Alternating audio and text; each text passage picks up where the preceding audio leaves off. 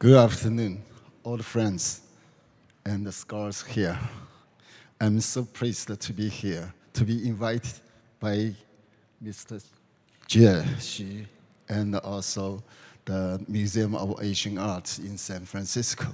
Actually, I had been here many years ago in 1998. I also gave one presentation here, so it's after so long time I'm here again, so I'm so pleased.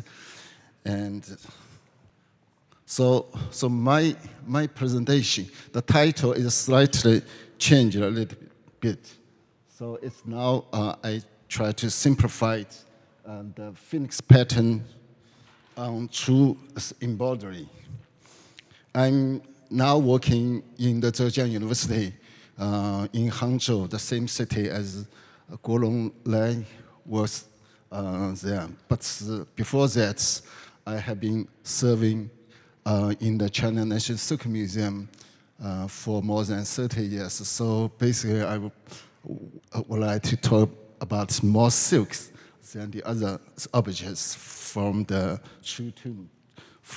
two kingdoms. Yes, just two months ago, in April, I came here just after the opening ceremony of this exhibition opened. So I was here. Actually, I bring my food. So I was sitting in a wheelchair, looking at around the exhibition, guided by Jie and Feng, both of them. They show me the exhibition around. I suddenly very surprised. There are so many. Actually, it's not many, but compared to the other objects, the textiles is already many.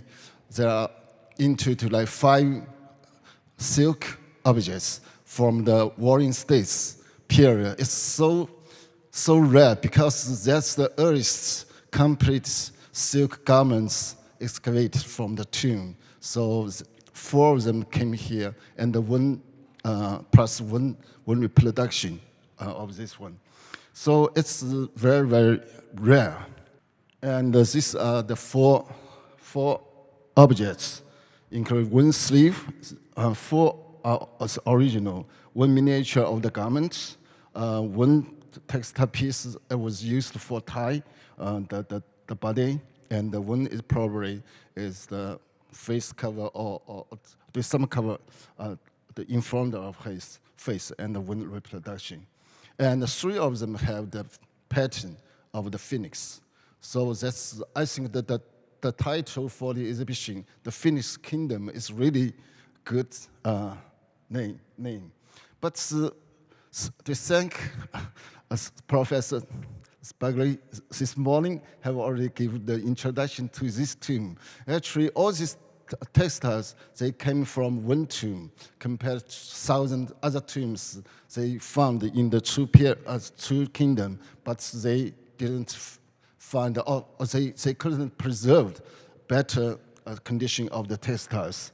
But this one is not big, it's small, much smaller than the other one, but it's very important for the textile archaeology.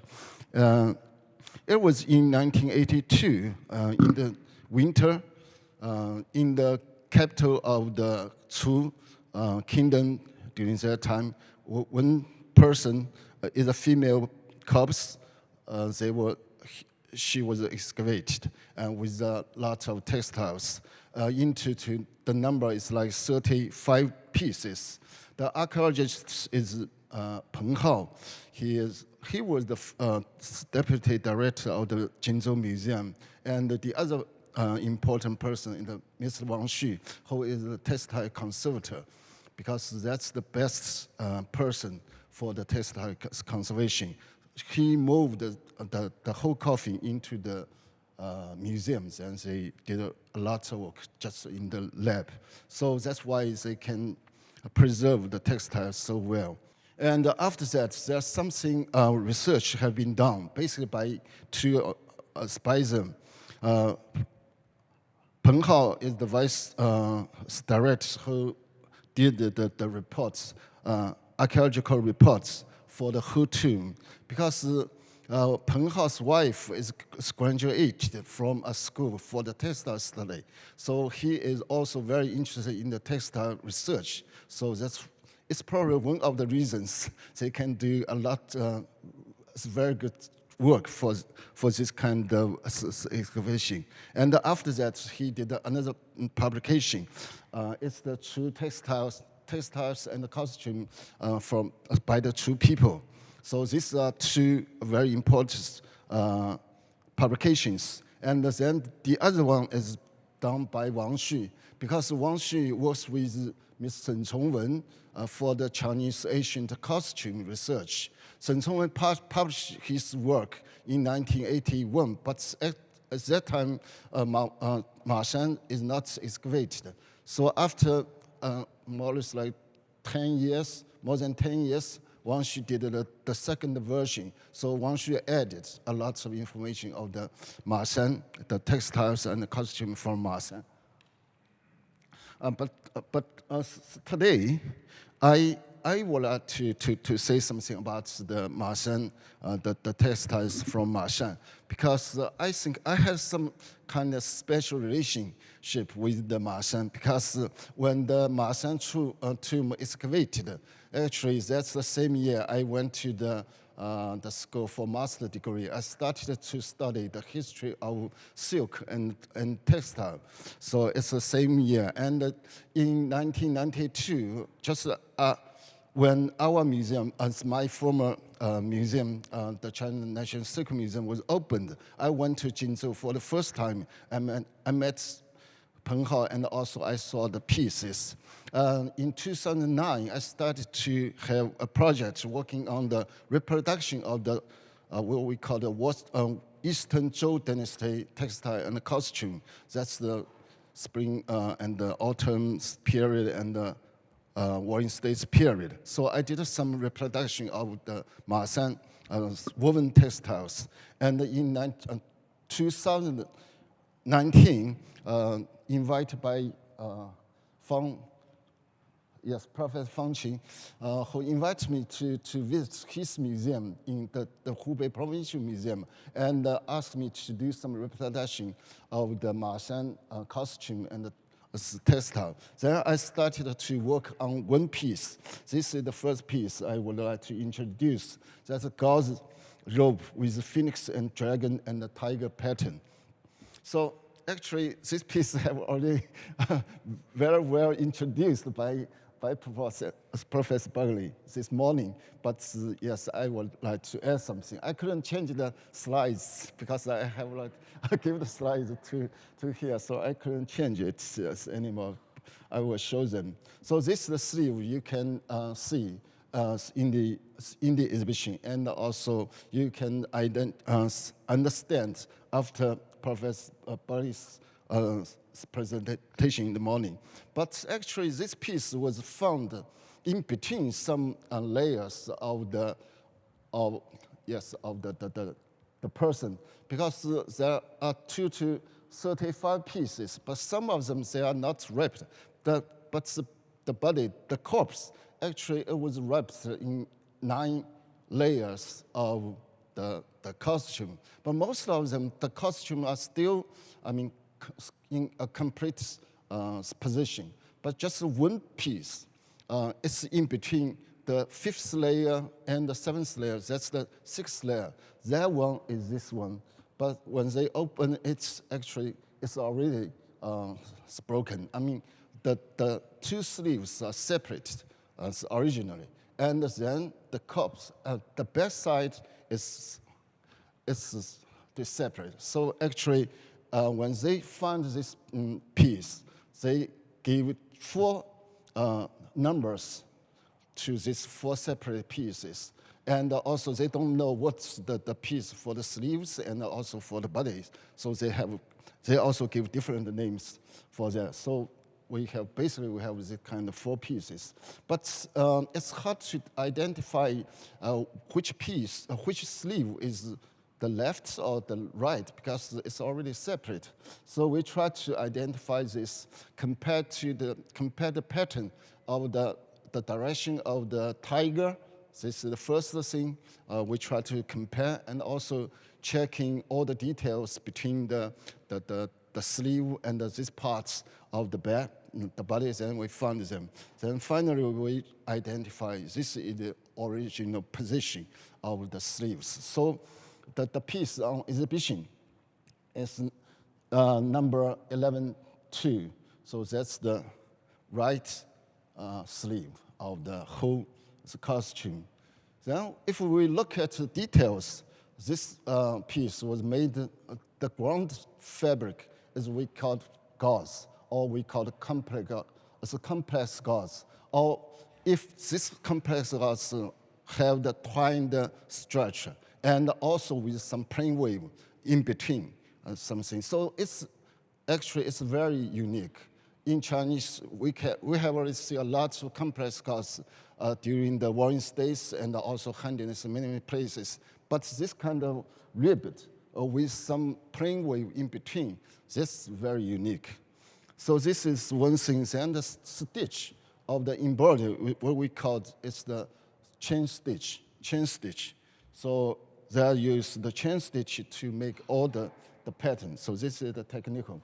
And when we look at the pattern, actually the most understanding the pattern of the motif is a tiger. The tiger, because I use the cinema for the decoration, but actually the main the main star of the pattern is not the tiger, it's the phoenix. So this is the unit of the pattern. Actually, the professor already talked about that. Now we can see the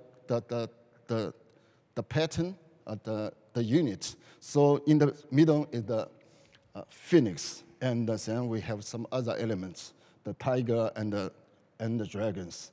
Then we try to figure out how the pattern was made.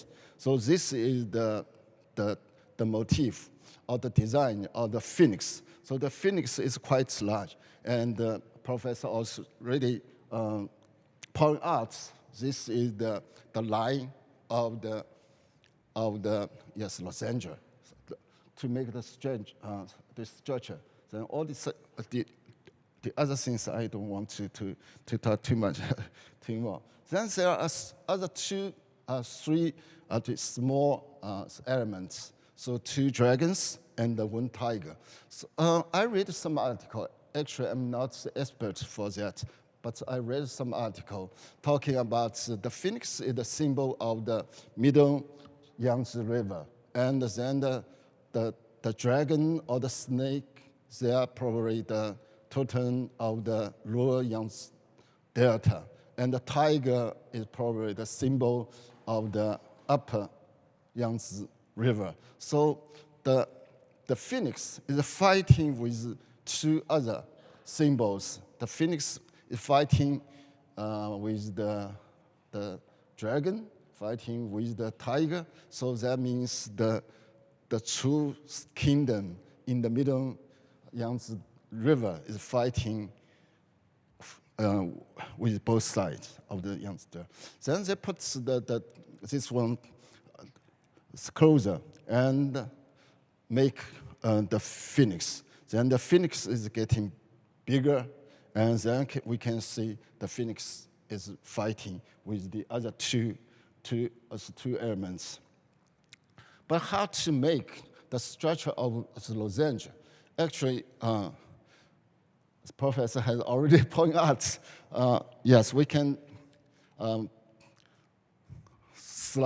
make this pattern smaller. This pattern is, the length is like 28 centimeter. The height is 23 centimeter. 23 centimeter, almost the half of the width of the textile. So we put this one here. And we put the exact same one on that corner.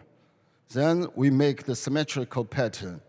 Symmetrical, but fill this gap parts and fill that back. So the total repeats. So the first one, this is the unit, and then we have the repeats.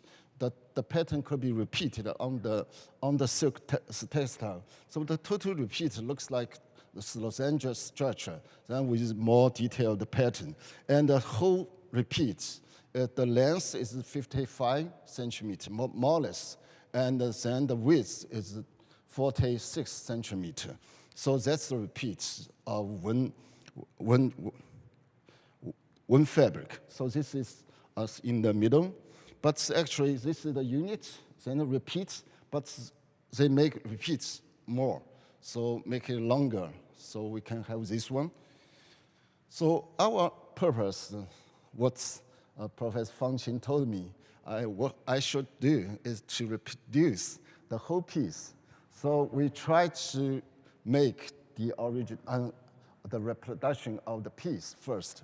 So actually we use the loom. That's the loom for specially made for the gauze, to make the gauze, because the gauze loom is totally different from the other loom. The other loom, all the warps, they are in parallel.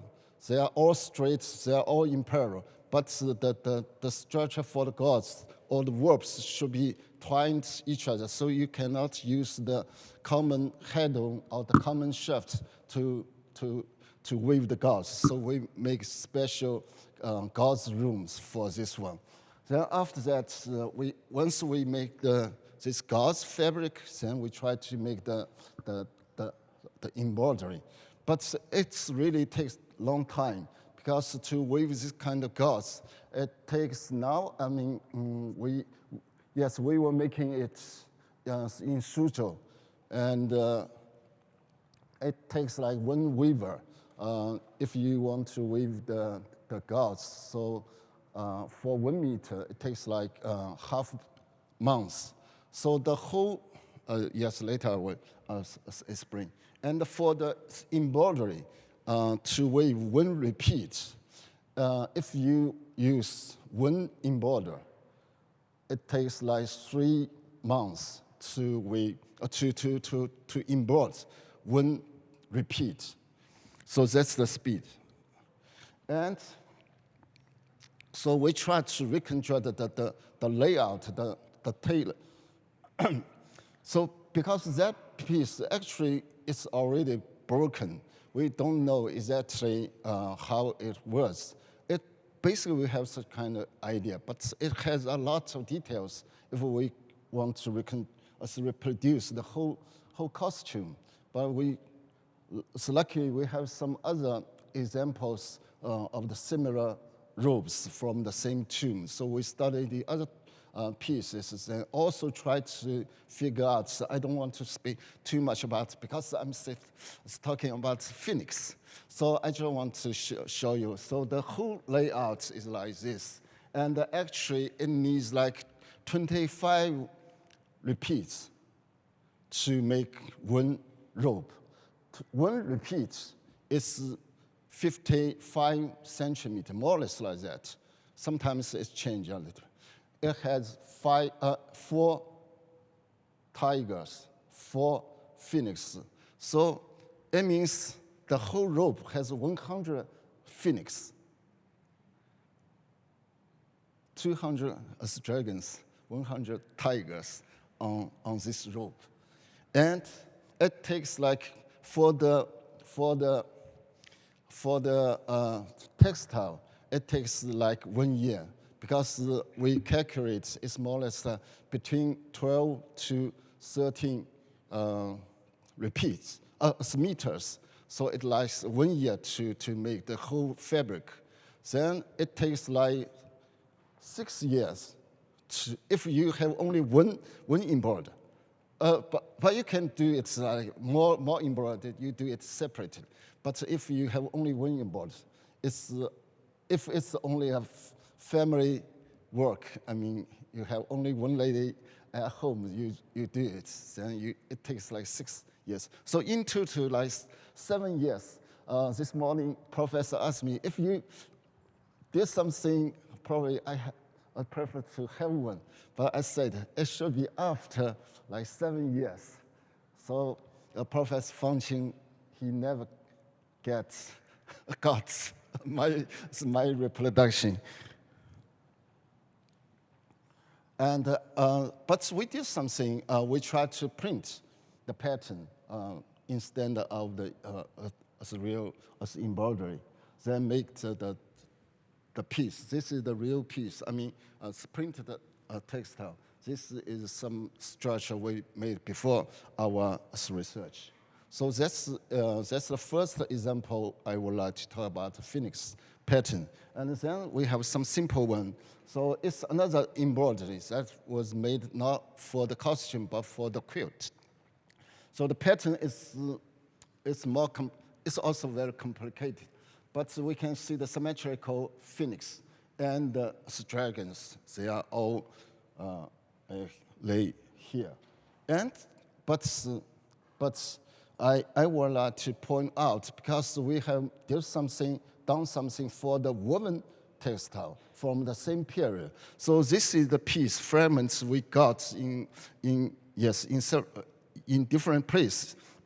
But we use the original loom and the weaving technology to weave it. So the pattern is actually they are very similar pattern. So here we can let's do it a little. Here we can see this is the phoenix, two phoenix, and then two dragons here. But here we can also see two dragons. Yes, two dragons here and the two phoenix here. And if we try to make some comparison, the dragon is here, phoenix is here, and the tail of the dragon was held by the phoenix peak. So in this place. And if we check with the pattern of the woven textiles, that's a jean silk, warp-faced compounded tabby. So the dragon here and the tail comes here. And the phoenix, the peak, is very close to the tail of the dragon and come here. So actually the idea or the design is very similar between the embroidery and the woven silk. But the woven silk, because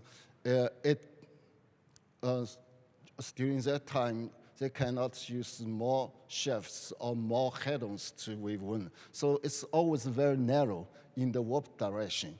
But this one is not very wide in the weft direction, because the embroidery always like the width is limited. It's 45 to 50 centimeters. So this is one more example for the phoenix in the Chu textile. And one more example is the embroidery of the dragon and the phoenix. So that one actually, no. Sorry, because this is the older version.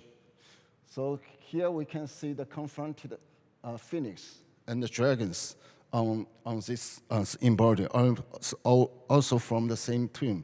But we also find another example of the woven textiles. That one, the original one, was found in Hunan Changsha province. But now there are more pieces coming out, yes, in different places. There's some collections, some collectors, they have this one. But so if we check about the pattern, it also has the phoenix, confronted phoenix, and then confronted dragons. So actually this one, the size is much smaller than the other one, but the idea, the design, actually is still very similar between the embroidery and the woven textiles. And here we can see, yes, this is the reconstruction of the pattern. So the phoenix is here, and also it's very similar to one pattern in Mawangdui. So the warring states sometimes is quite very closely to the early Han Dynasty. So finally, I just want to give a very short introduction to the impacts of the two phoenix. So actually, there are more variations of the phoenix pattern design on the two textiles. This is one example is already on the reproduction in the shoe. And actually, the phoenix have more variations of the design. Here we can see the phoenix is in the middle, just like yes, airplane, something like that. And the two dragons wrapping from both sides. And this is the phoenix, walking phoenix. So it has this kind of style, but you can see that the crown is quite high, very decorative here. And one more thing I would like to point at, far away, even to Xinjiang area, or northwest of China, even to Russia, during the same time, during Warring States period, we also discovered some textiles. The style is very similar to the two silk. So actually, they have the style of the woven textiles, but here examples of the embroidered phoenix. So this one is from the Argo near Urumqi. The period is the same as the Warring States. So this is the fragment. I tried to reconstruct the pattern. So I tried to compare this pattern with the pattern from the Phoenix pattern from the Mashan Chu tomb. Actually, we found something like this. The birds, yes, the phoenix like this one. It's the style, this wing, and also the body and the one leg. It's quite similar. So I put the head here and the tail here. So it's quite similar to this one. And one more example. This is from Pezelik in Russia, in northern mountain as Altai. So they excavate 5 fragments of actually 5 pieces of the silk from the Warring States this period. One of them, this one is very typical style. That's the woven silk. So the style with the geometrical pattern. So this one is very, very similar to the Chu style, very similar. And this one is quite complete because that's a saddle. The saddle cloth it was put underneath the saddle, but on the back of the horse. So the middle part is the silk embroidery. And the phoenix or the pattern of birds is not exactly the same, but the structure is very, very similar to the Chu style. So this is the drawing of the saddle cloth, and this is the drawing of some Chu silks embroidered. So they are very similar. I mean, they are all symmetrical. They are small birds, but large or longer vine or these kind of things. So they are very similar. So if we talk about the phoenix pattern or phoenix motif from Chu silk, actually we can find more examples, very good examples.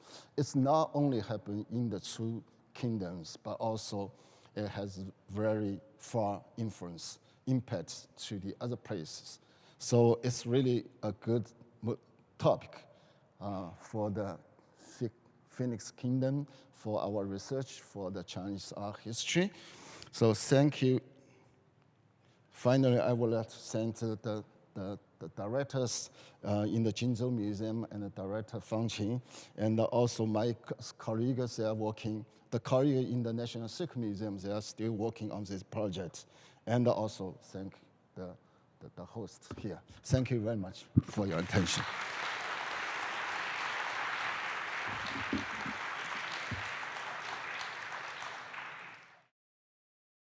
So good afternoon, everyone. As the last talk of the day, I would like to discuss characteristics of Chu art and suggest how it shaped a southern tradition during its heydays. Mainly based in the middle Yangzi River region, Chu was well known for its thriving production of lacquer, jade, glass, and silk, drawing on the vibrant talent of its artisans and taking advantages of various resources. It developed its painting, sculpture, literature, and music to an exceptionally high degree. The rich archaeological finds of the past few decades have revealed interesting characteristics of Chu art from the year 600 to 200 BCE, when Chu took the lead in the political and cultural sphere of southern China. You might already wondered in the galleries what are the most representative of Chu art. There are numerous works to list, but due to the time restriction, here I only list 6 most creative Chu artworks. The most iconic work is the Phoenix drum, which features a pedestal of 2 phoenixes standing on tigers' backs as if protecting the sun in the sky. This work is probably associated with the distinctive music tradition of the region, very different from the Zhou court music that featured sample sounds of metal and stone. The elaborate wooden drums in Chu noble tombs allude to the charm of the unrestrained southern melody in luxurious local feasts. Its unique form also suggests the unrestrained imagination and creativity of Chu art, reflecting a cultural pride embodied in its design. The phoenix with deer antlers on a crouching tiger is another distinctive work, only seen in aristocratic tombs in the heartland of Chu state. This upward gesture, as if the bird will take off shortly, reminds me of a famous anecdote about King Zhang of Chu state, who would soon become one of the sovereigns of an alternate spring period. So he once compelled himself as a magical bird. It would not scream for 3 years, but once it did, its sound would surprise all others. It would not fly for 3 years, but once it took off, it would shoot into the sky. The story reflects a cultural pride and self-confidence among Chu people as shown in their art. I also want to compare the 2 Zheng and Chu mascots together. These birds with antlers look different, but possibly shared similar functions in Zheng and Chu funerary tradition. Many creatures in Chu art have deer antlers because the antlers grow every year and thus represented the power of regeneration. If we move the antlers from the back of the Chu phoenix to its head, it will be comparable to the Zheng crane with antlers. The third kind of an object is the tomb guardian with deer antlers that Professor Lai Golong just discussed. This demon-quelling tomb spirit on a square base embodies the mystical aesthetics and the funerary culture of Chu people relating to the region. Its double heads, bulging eyes, and gaping mouth and long tongue all created a sense of manners. Unlike lacquer objects that only found in Chu tombs due to their close connections with local musical or burial practices, the bronze works spread to a wider region and were imitated by other states along the Yangzi River. So here, Chu-style standing cauldrons offer a good example. They feature a flat bow on bell's feet, a restrained waist, and a flaring mouth, plus 2 extended handles with dragon appendages. With these dynamic designs, Chu people introduced new forms and fancy styles into the traditional bronze assemblages and brought new flavor into the sober displays of Zhou court rituals. Another example is the mirror with T-shaped motifs. This type of mirror later spread to from Hubei and Hunan, Chu's heartland, to other regions such as Anhui and Jiangsu, and the T-shaped motifs gradually increased from 3 to 6. This suggests the influence of Chu fashion and design among other states at that time. Chu textiles with beautifully embroidered phoenix motifs offer the last example here. The intricate patterns and the high quality of the embroidered textiles attest to the extraordinary artistry and sophistication of Chu silk. They present various phoenix images in elaborate designs, either paired with dragons and tigers or on their own, suggesting the popularity of this creature claimed in the secular and religious worlds of the time. In the next part, I want to focus on the pale phoenix motifs in the art of Middle Yangtze River region, as they often showing on Chu objects for daily use and for the afterlife, reflecting local veneration of the sacred birds and worship of the supernatural forces. Here I want to emphasize the metaphor of phoenixes or phoenix kingdoms in this exhibition.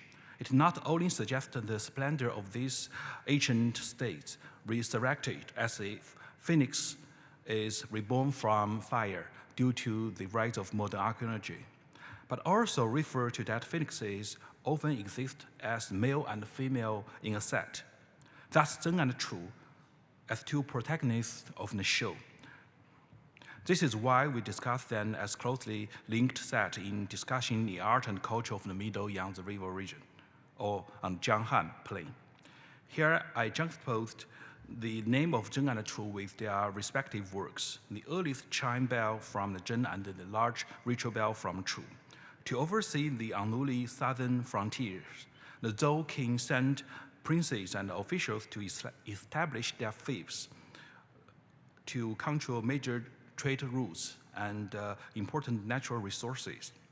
These vassal states followed Zhou tradition and used tribal ritual bells and cauldrons in their court ceremonies and palatial entertainments. If Zheng marquises favored chime bells to showcase their court traditions and document family glories, then Chu kings were fascinated with the ritual cauldrons as a showy displays of their power and fortune. This is why the exhibition called Chu lords, king of cauldrons, while calling Zheng lords, marquis of bells. So the most prestigious vassal states of the region was Zheng, as here I compare Zheng with the ritual bells discovered from local tombs. So overseeing a large southern territory for the court, Zheng functioned as a dutiful agent on a mission to spread metropolitan Zhou culture in the first few hundred years. But later, it was overshadowed and replaced by Chu as the dominant power in the Middle Yangtze River region. For Chu kings, the bronze tripods represented the mandate of heaven, and they thus sought to acquire excessive amounts of large cauldrons, even in the last years of their state.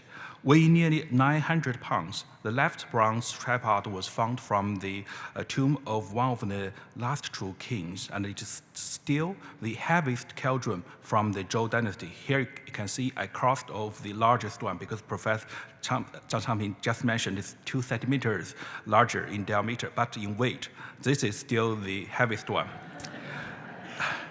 Now, let's go back to the discussion of the pale phoenixes, and you can often see them on Chu jade carvings. Here are 2 pieces, which are very different in styles, though they come from the same Zhouliandun tombs. Interestingly, we can even trace it back to Shijiahe site to find those pale phoenix motifs, which is about 2,000 years earlier than the Zhouliandun tombs, than the Chu people who used those jade carvings. We also see the double bird motif on jade carvings from Zheng tombs in the same city, same area from 8th century BCE, which is about 500 years earlier. So if we add the example of the pale phoenixes from the Earth state and the bronze lid top, then we can compare these 5 works from different periods. I'm not suggesting a direct link between these cultures, but the use of the pale phoenix motif might remain in the Middle Yangtze River region for a long, long time. True artisans might have seen and inspired by antique objects from the earlier cultures in the region.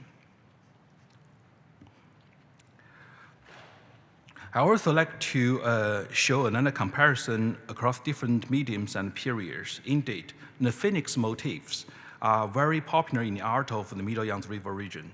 You should call it a totem worship or a visual cultural phenomenon. The popular bird designs constituted one of the many connections between Chu and the indigenous ritual practices of the South, where the worship of the sun, the red bird, and the fire god Zhulong prevailed. Let's go back. Let's see one more piece. So possibly served as the Zinzer stand. This open work has elaborate design of pale deer, phoenixes, snake, and frogs in dynamic hunting scenes and chasing moments, suggesting the endless cycles of life in nature. So this is a very important piece to showing the use and popularity of phoenix totems in Chu art, or the art of the Middle Yangtze River region. So let's go back to the Mashan, where a treasure trove of Chu textiles preserved on the body of a female tomb occupant. This detail shows a large bird on the rope. Looks like a 3-headed phoenix. The bird's feathers are elaborately embroidered like layers of scales over its body, and the layout looks like symmetrical, but actually it's not. You will see similar feather-like scales painted on other lacquer figures. In a bamboo case of this same tomb, there's a mysterious miniature rope showing a phoenix flying with a small dragon in each of the rhomboid charts. We do not know the exact use of the rope, but the vibrant images and star-like corners should suggest this rope fulfill some ritual and funerary functions. This is reminiscent of the funerary silk painting from Changsha, one of the earliest portraits in Chinese art. It shows a flying phoenix along with a dragon guiding the soul of an elder lady to heaven. If we turn the miniature rope for 135 degrees, we will see the phoenix is flying with a small dragon as well. The image on the miniature rope might be propelled to guide the tomb occupant who dressed layers of robes with phoenix embroideries. So again, this interesting comparison suggests the prevalence of phoenix imagery and the popular beliefs concerning the bird's magical power of resurrection and the ability to fly with dragons to guide the souls of the deceased to the heaven. Here are 2 more examples indicating the creativity of Chu art. On the right is a phoenix carrying a winged immortal flying over a heavenly toad. And on the left is an open work panel decorated on a quiver. Well, you can see phoenix-like birds on crouching beasts. This is a very popular pattern on Chu lacquer and jade, and these works reflect the romantic element in Chu art and the longing for immortality that provided endless resources for creativity in Chu culture. We also see lacquered functioned as luxuries among the elites of the time, and the thriving consumption of these goods boosted the production and the design of lacquer well. The form of this double cup is very rare, featuring the 2 wings of a phoenix transformed into 2 cups, possibly for 2 persons to use. No other work can better illustrate the imagination and creativity in true design and lacquer making under the patronage of the true elites. Artisans produced elaborate lacquer wheels that became prized items across China. Here is the painted lacquer coffin from Marcus East Tomb you looked at in Professor Barclay's talk this morning. And this amazing example also suggests this kind of burial beliefs associated with people from the Zheng state, where you can see 10 winged figures guarding the door of the underground shelter of the markets on each side.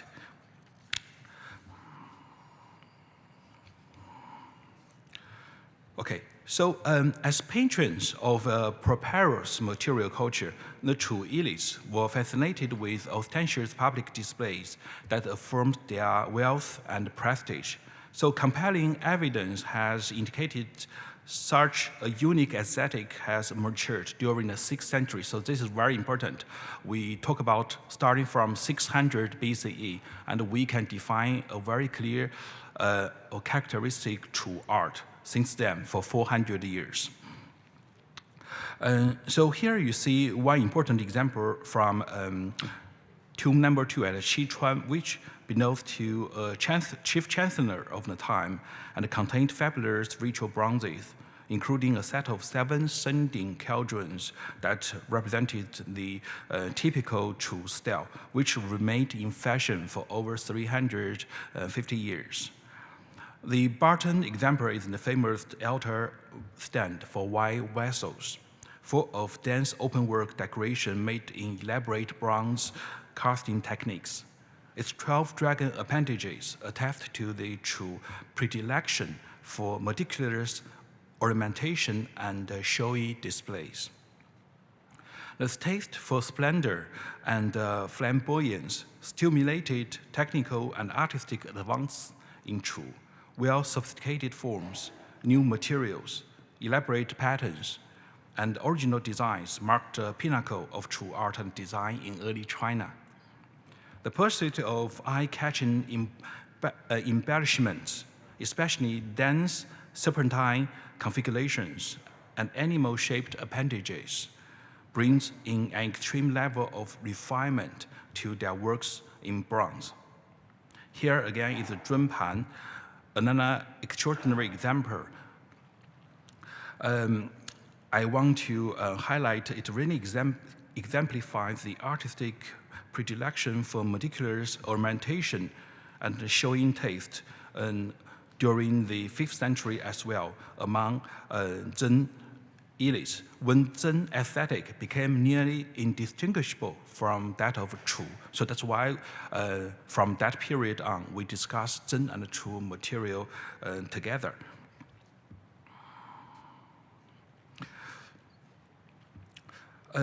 Chu people also explored various ways of decorating their ritual vessels and daily utensils, seldom refraining their imagination and creativity within previous forms.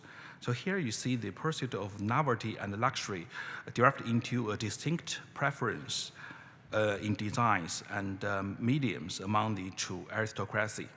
They introduced new materials and fancy styles, as shown here on this container, which has beautiful patterns of gilded silver inlays and is covered by lacquer coating, both outside and inside.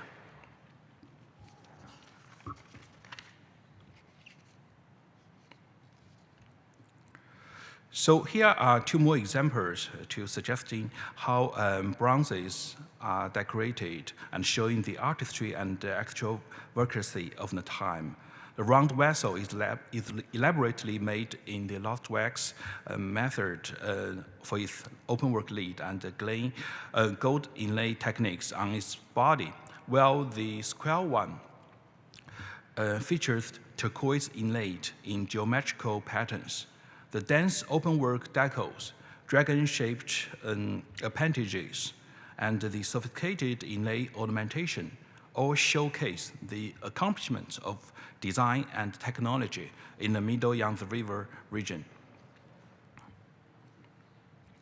In the meantime, new material, such as glass beads, were pursued among the Zheng and Chu aristocracy.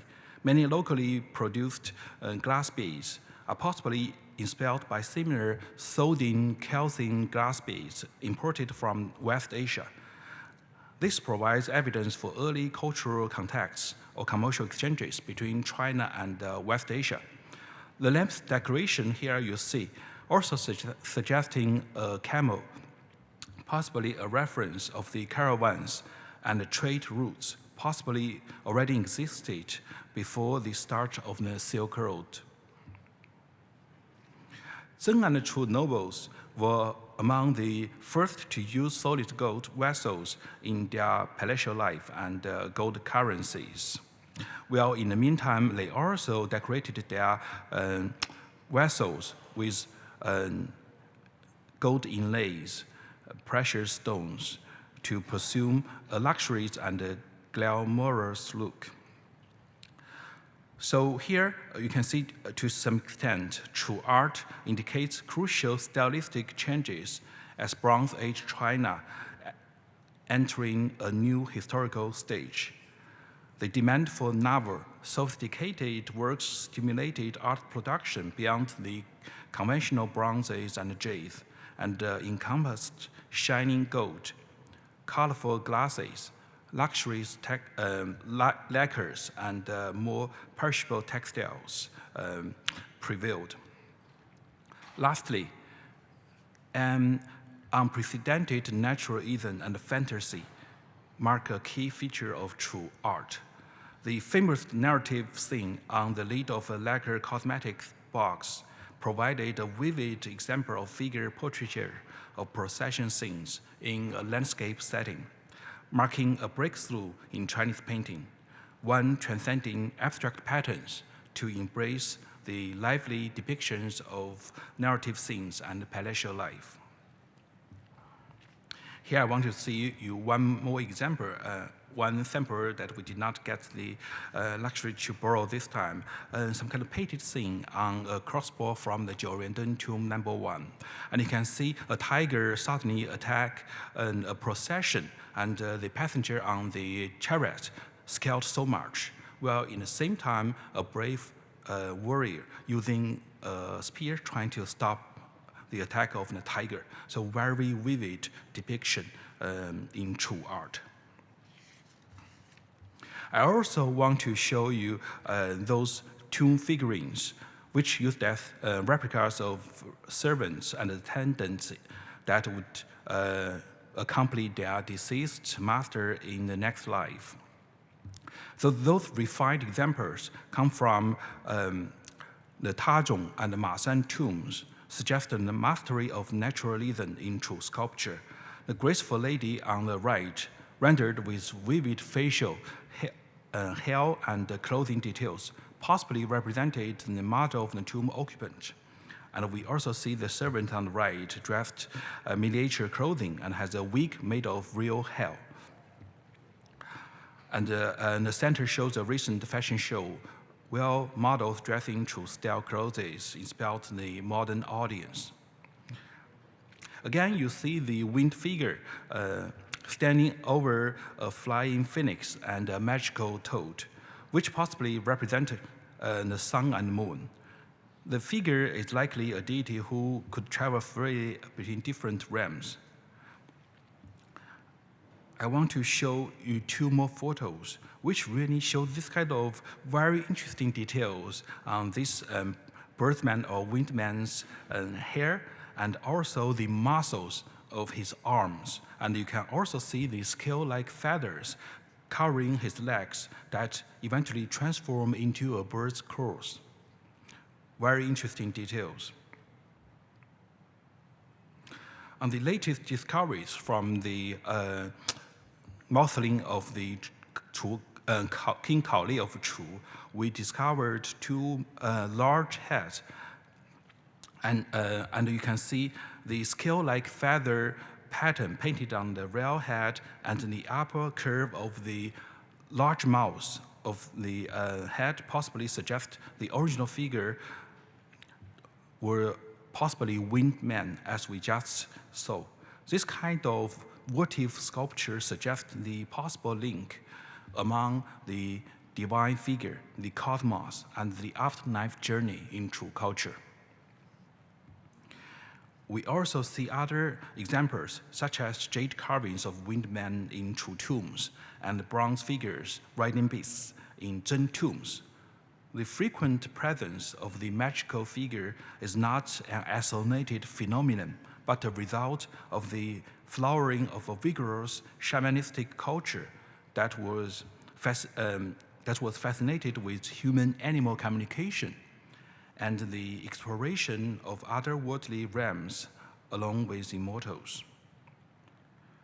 In short, my talk reveals the artistry and the elegancy of true art with rich archaeological material. It demonstrates the significance of the Middle Yangzi River region, a cradle of Chinese civilization, in formulating a southern material cultural tradition and contributing to the development of early China. Although Zheng and Chu lost their competition for political power, they never culturally failed. Instead, they contributed to the last splendor of China's Bronze Age and laid down the foundations of the first empires. As Liu Bang from the former Chu territory finally established the Han Empire in the year of 206 BCE, one would soon witness a revival of true culture in many aspects across China. But this would be a topic for another symposium. Thank you.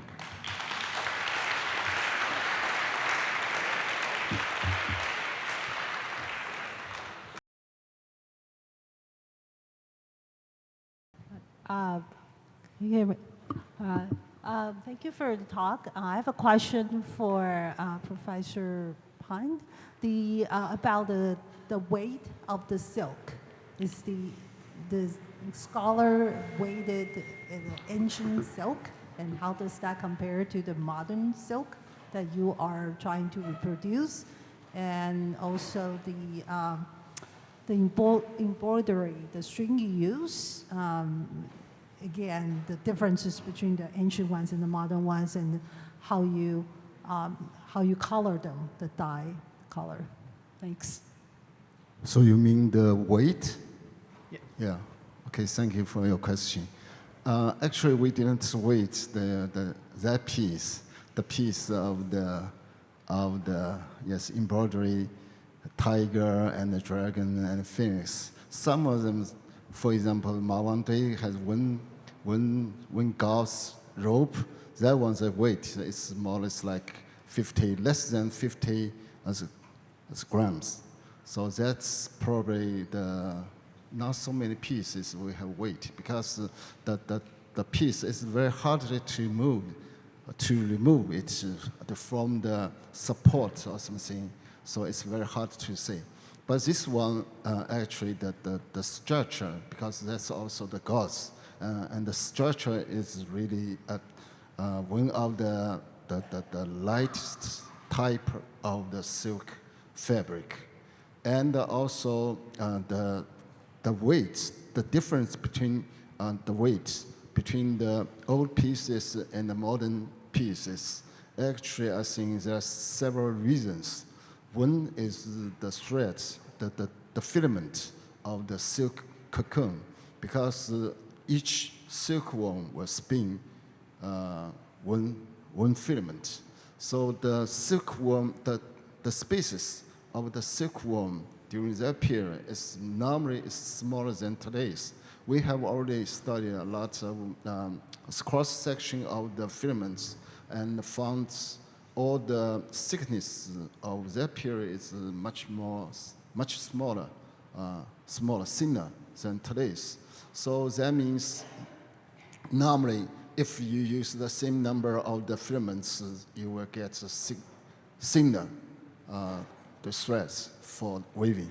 And the other reason, probably because that was buried in tune the situation. So after so long time, more or less like 2,000 years, especially in the water condition, so it also were lost. And also when you wait, it also depends on the condition of this.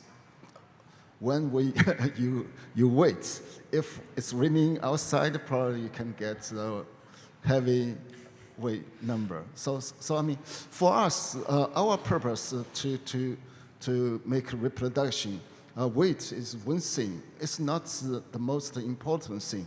For us, the most important thing is the technology, the technique. So we try to copy the traditional, original technology to produce the original piece. So that's why it takes so long time.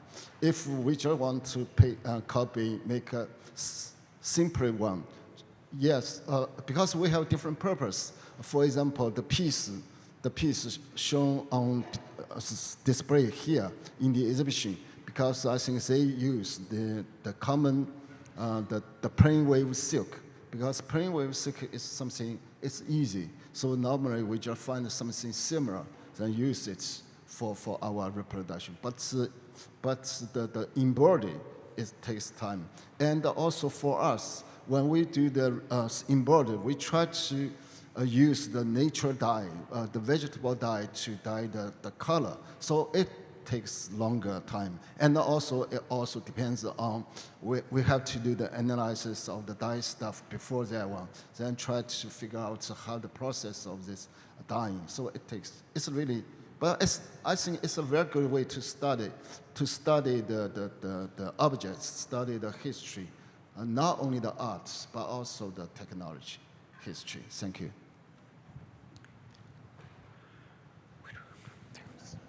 One there. Hello.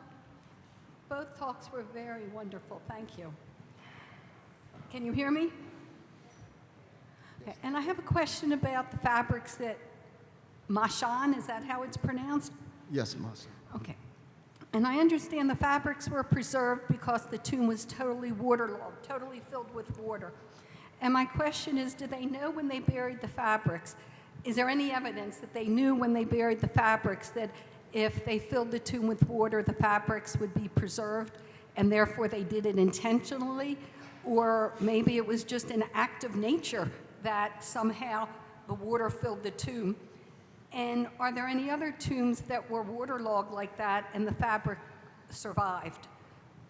Which could be evidence that they did it on purpose at some point once they figured it out the first time. Thank you. Okay, thank you. So actually, it's very difficult to say. We have already know there are 1,002 or 10 tombs we found already, even for the Mrs. E of Zhang, that tomb. Yes, all the other things, the lacquer or jade, everything is very good, but except the silks. I saw the picture. Actually, when it was excavated, there are still a lot of silks, but nobody reports the silk, how the silk is, or how it was now, how it is now. And also the condition for the tomb. Normally, I mean, the tomb, if we can keep the tomb, the condition of the tomb never change, stable, never change. Basically, we can say, yes, it could have better the situation for our conservation work. But for that one, the tomb of Ma San, it's not really, I mean, in the water. That one is already, I mean, it's not in the water. So that's why Wang Xi decided just transport this one back to the museum. Otherwise, he will decide to move this one back to the museum and to open it. So it's different. But Ma Wangdui is mainly it's another the situation. And also we did a lot of things, even in Zhejiang province where I'm living. And we also try to deal with some two period tomb, but it was not successful. So it's really difficult to say. I'm doing something with the textiles, but I'm not a real scientist to do the conservation of this kind of thing. Sorry for that. Thank you very much.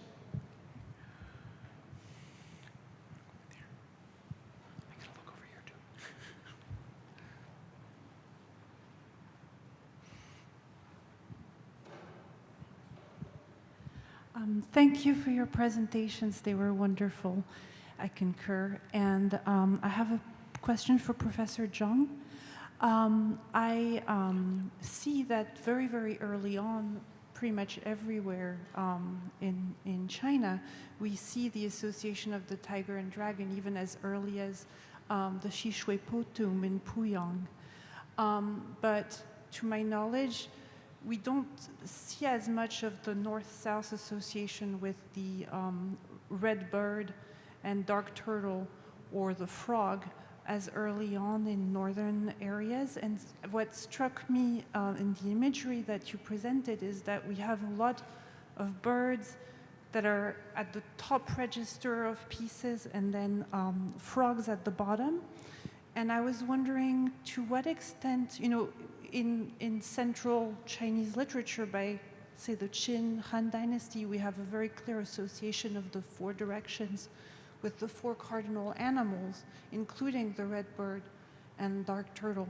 And I was wondering if you could speak to the extent that Chu culture influenced perhaps these later thoughts and developments on the 4 directions. It's for me. It's for you. I think it's for you. Anybody who wants. So that's why I don't understand. We have very similar surnames Yes, pronunciation, so it's hard to tell. Zhao or Zhang.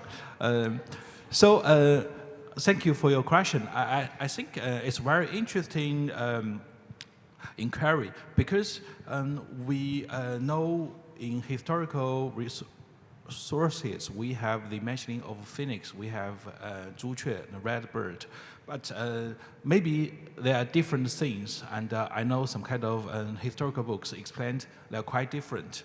But if we trace to the earlier years, especially at the end of China's Neolithic period, it's really hard to tell. So we can only use what's available from archaeological discoveries to make comparisons.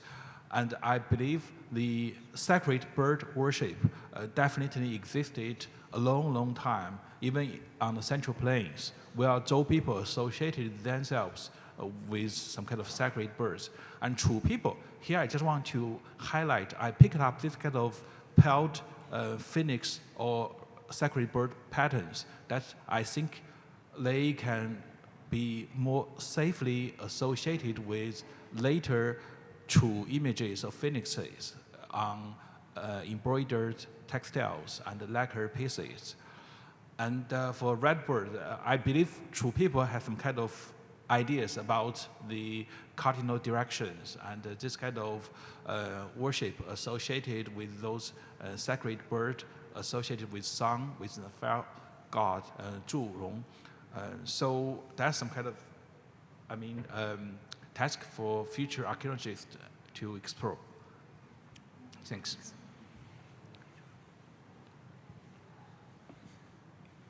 Another question.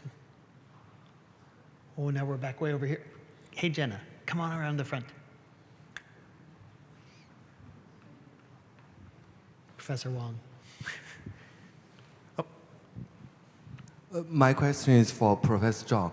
Some of the wave patterns from Ma Shan are so complicated that they demand a very complicated setup for the loom, as well as the sequence of weaving. So I wonder, is it possible that some of the looms and their weavers are dedicated to one particular pattern, one pattern alone? And if not, are there examples from later history, like you have dedicated looms for a particular pattern? Thanks. Okay, thank you for your question. Good question. So actually, it's quite difficult to say because we have to understand. Yes, if we are talking about woven pattern, because embroidery is totally different. It's only handmade. It's quite easy. Whatever you think, then you can do it on your hand, with your hand. But for the loom, the weaving, you have to have the loom first. So actually, we don't know exactly what kind of loom was used for this period. But now we are research. Basically, we can tell we already have the pattern loom. I mean, the loom specially designed to weave the pattern, the pattern. So that's the loom we call the shaft loom or multi-shaft loom, a loom with more shafts. So we excavate four miniature of the loom models in the early Han Dynasty in Laoguanshan in Mashan, Laoguanshan in Chengdu. So I think it's still the same, more or less the same loom, similar loom, or at least the same principle loom they were used already. So for this kind of loom, because the pattern was made on the loom first, so you will have a design first. Then you put the design onto the loom. Then the weaver, actually, it doesn't matter too much. You just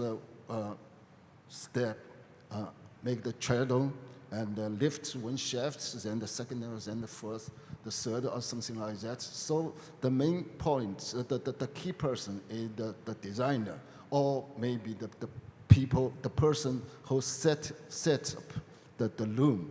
So for this kind of people, actually, they are very specialized. And I think probably they have some people, they are very useful, to used to make some special design.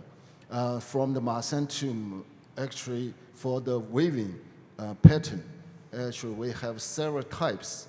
One type is only the geometric pattern. So this one is one style.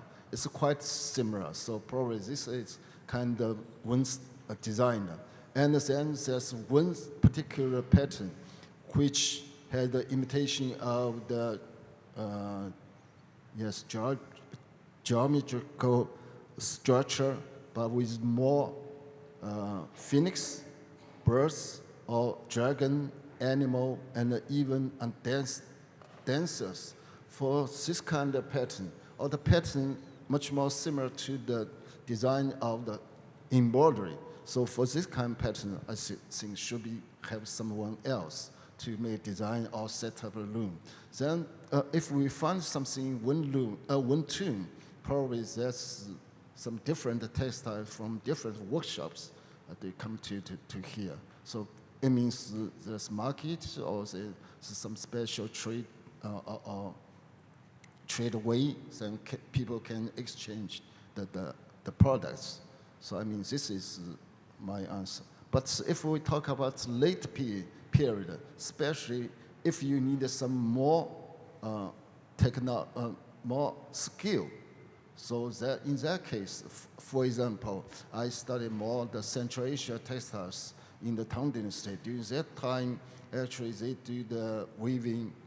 It's very depending on what you have learned. So if it's workshop, your father, your grandfather did this one, you will get this tradition, then you will do this kind of style. But if you were born in another workshop, then you will do something probably totally different. So that's something. Thank you. So we have one last question at the back over there. Hi, thank you for a wonderful symposium and sharing your knowledge with us. This question is for Fan or any of the speakers. I was a little bit puzzled, and so I'd like clarification on when the Marquis Yi of Zhang had 9 dings in his tomb, but yet he's a marquis. Did he consider himself as a Wang of Zhang? Can you just repeat the very last sentence? I just missed that part. In one of the presentations, the Marquis Yi had 9 dings and 8 guis. But I thought the 9 set is for a king level or emperor. Got that. Yeah. So I think maybe you can think about this way. As the highest ruler of the state, you are allowed to use 9 cauldrons, 9 鼎, and especially the founder or the ruler of the Zhen state actually owned quite high royal status because they are association with the Zhou kings. And the founder, Duke of the South, was the brother of King of Zhou. So in the early years, especially from like 1000 BCE to 600 BCE, Zhen was the strongest and the most influential state in the Middle Yangzi River region. And their rulers definitely enjoyed this kind of privilege to have nail cauldrons. And I don't know what happened when Zhen was like annexed by Chu state.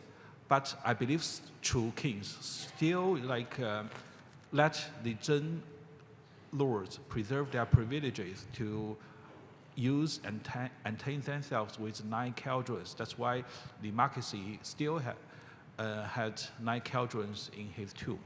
We will see, like maybe in the future we will have more discoveries of Marquis tombs from Suizhou, and we will see if it's like reduced, because it's still a myth. When Zhen was finally destroyed or like annexed by Chu state, either it's like shortly after Marquis around 433 BCE, or all the way to 200 BCE. So we don't know, but I think the best guess is like Zhen state still succeed well, and its markets enjoyed lots of privileges and power, even they became the vassal of the Chu state after the 6th century BCE. Yeah. Great. Well, thank you very much.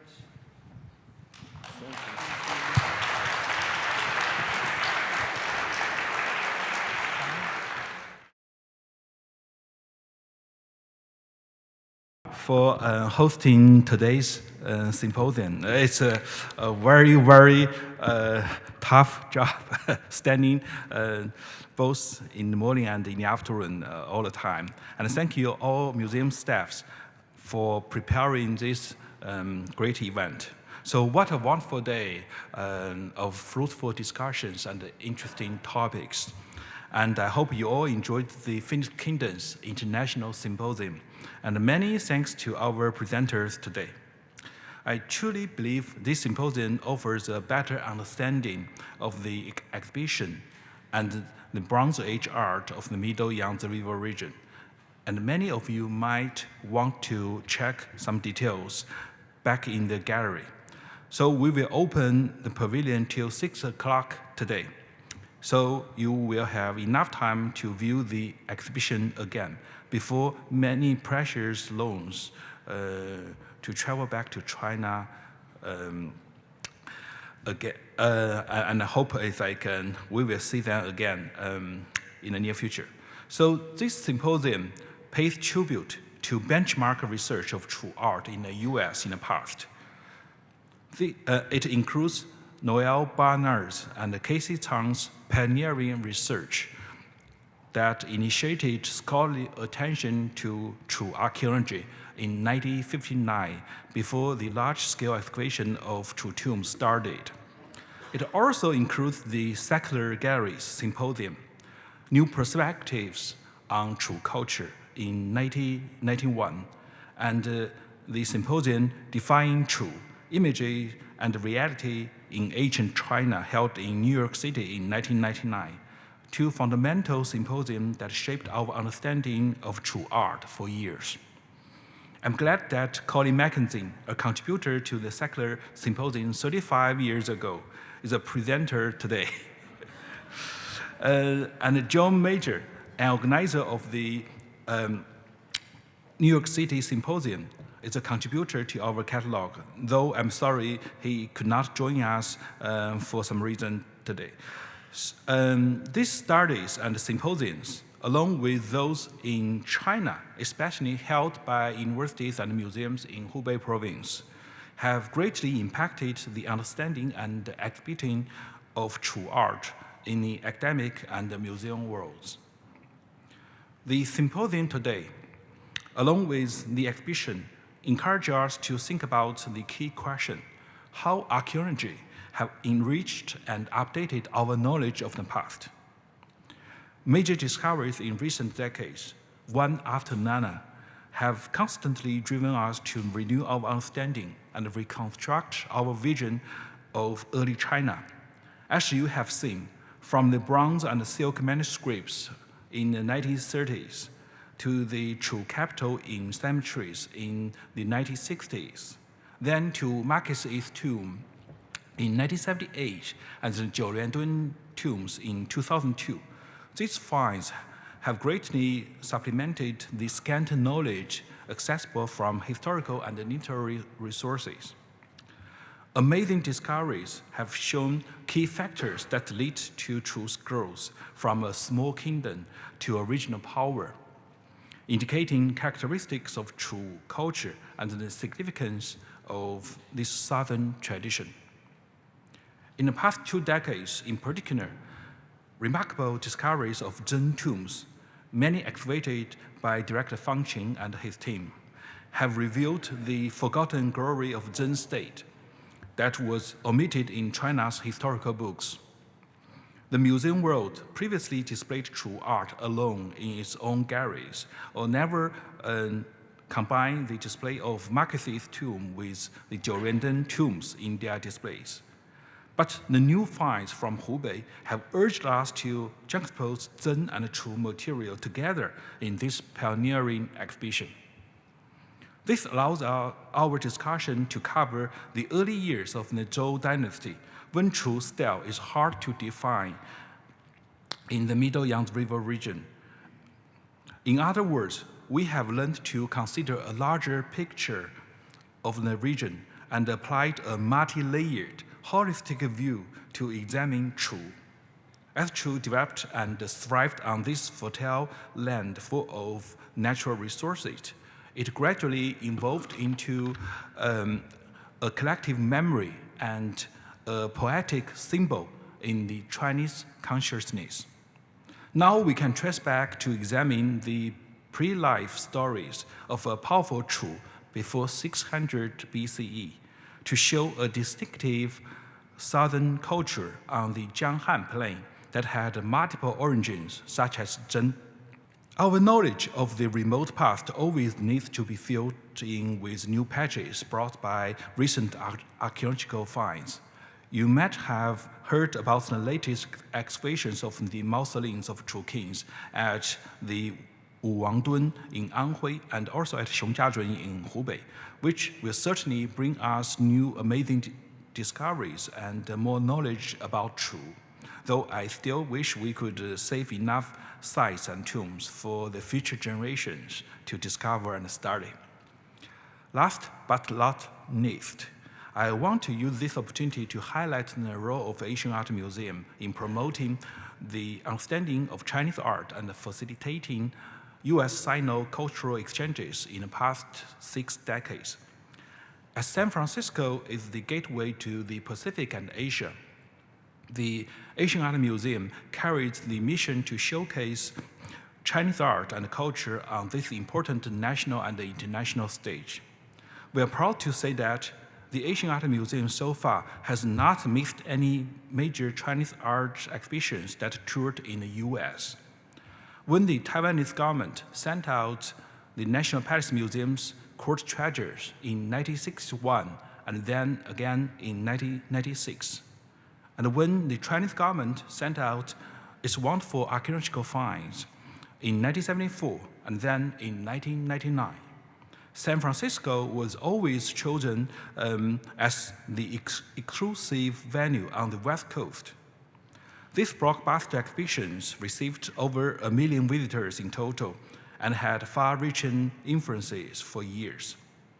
I want to use this special opportunity to express my much gratitude to our director, Jay Shui, for his leadership. It is during his tenure we brought numerous groundbreaking exhibitions, including Court Art of China's Ming Dynasty in 2008, Shanghai Art of the City in 2012, and the National Palace Museum's Emperor's Treasures in 2016. We are now successfully wrapping up the early China trilogy of the Qin-Han and Chu exhibitions, a project of 3 archaeological shows since 2013. We are all very grateful to his great efforts in guiding and shepherding these fabulous exhibitions in the past 16 years. By the way, we are looking forward to another Chinese art exhibition in collaboration with the Palace Museum in Beijing to celebrate its centennial in late 2025. So keep tuned.